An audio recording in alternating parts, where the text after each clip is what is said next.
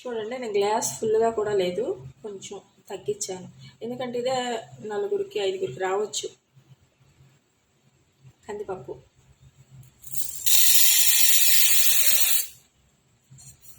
ముందు మనం వాష్ చేసుకున్నాం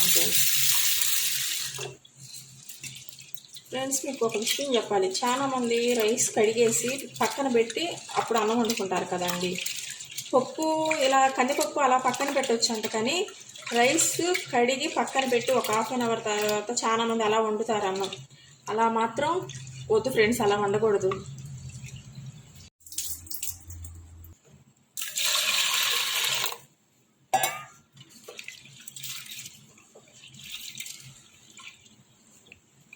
రెండు సార్లు వాష్ చేయాలి ఫ్రెండ్స్, ఒకసారి కాదు. ఈ వాటర్ అనేది చక్కగా మనకు అర్థమైపోద్ది. ఎలా చెయ్యందుకు అడ్డం పెట్టానంటే పప్పు పడిపోకుండా. నేను పప్పు దీనికంటే తగ్గించే పోసాను. వాటర్ కూడా ఎక్కువ పట్టదు, తగ్గంత వేసుకుంటే పప్పు బాగుంటుంది. ఇలా వేసుకోండి. రెండింటికి కొంచెం తగ్గించండి వాటర్. 2 గ్లాసులు ఫుల్గా వద్దు, కొంచెం తగ్గించి పోసుకున్నాం.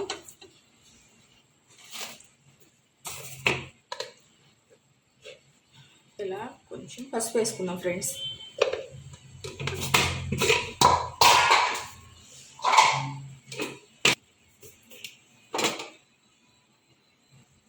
కొంచెం ఆయిల్ వేసుకుందాం ఫ్రెండ్స్.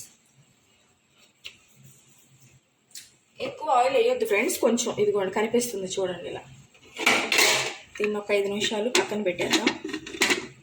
ఇందాక నేను రైస్ గురించి చెప్పా కదా ఫ్రెండ్స్, రైస్ ఎక్కువ సేపు నానబెట్టి వండుతూ ఉంటారు, అలా చేయకూడదంట.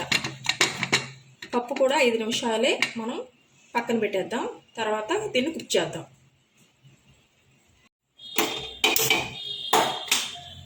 ఇది ఒక 4 విజిల్స్ రానిద్దాం ఫ్రెండ్స్. చూసారా ఫ్రెండ్స్, 3 విజిల్స్లో రానిచ్చాను, చక్కగా కుక్ అయిపోయింది.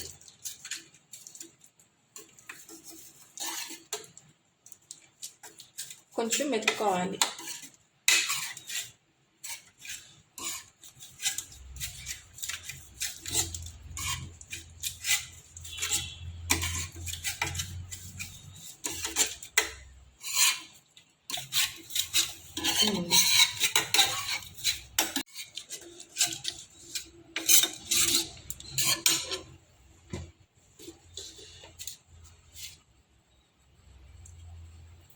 ఒకసారి వేసుకోకండి ఉప్పు, అంటే సాల్ట్, ఇది మెత్తటి ఉప్పు, తగ్గంత వేసుకోండి.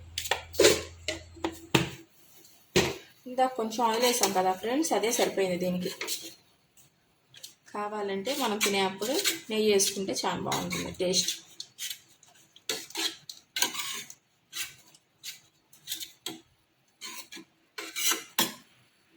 అంతే ఫ్రెండ్స్, అయిపోయింది.